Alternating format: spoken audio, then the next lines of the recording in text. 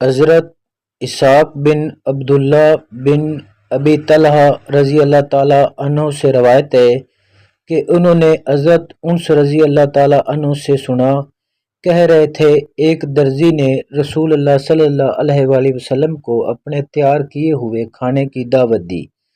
حضرت انس بن مالک رضی اللہ تعالیٰ عنہ نے کہا، میں رسول اللہ صلی اللہ علیہ وآلہ وسلم کے ساتھ اس کھانے پر گیا۔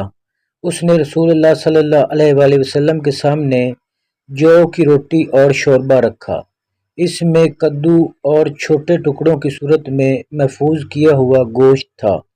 حضرت انس رضی اللہ تعالیٰ عنہ نے کہا، میں نے دیکھا کہ رسول اللہ صلی اللہ علیہ وآلہ وسلم پیالے کی چاروں طرف سے کدو تلاش کر رہے تھے۔ حضرت انس رضی اللہ تعالیٰ عنہ نے کہا، میں اسی دن سے کدو کو پسند کرتا ہوں۔ حضرت عمر بن عبداللہ بن ابی طلحہ نے حضرت انس بن مالک رضی اللہ تعالیٰ عنہ سے روایت کی، کہا حضرت ابو طلحہ رضی اللہ عنہ نے رسول اللہ صلی اللہ علیہ وآلہ وسلم کو مسجد میں لیٹے ہوئے دیکھا۔ آپ پیٹھ اور پیٹ کے بل کروٹیں لے رہے تھے۔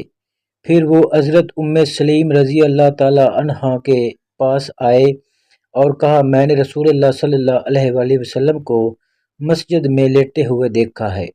آپ پیٹ کے بل کروٹیں لے رہے تھے اور میرا خیال ہے کہ آپ صلی اللہ علیہ وآلہ وسلم بھوکے ہیں، اور ساری حدیث بیان کی، اور اس میں یہ کہا، پھر رسول اللہ صلی اللہ علیہ وآلہ وسلم، حضرت ابو طلحہ، حضرت سلیم اور انس بن مالک رضی اللہ تعالیٰ عنہم نے کھانا کھایا اور کچھ کھانا بچ گیا جو ہم نے اپنے پڑوسیوں کو ہدیہ کر دیا۔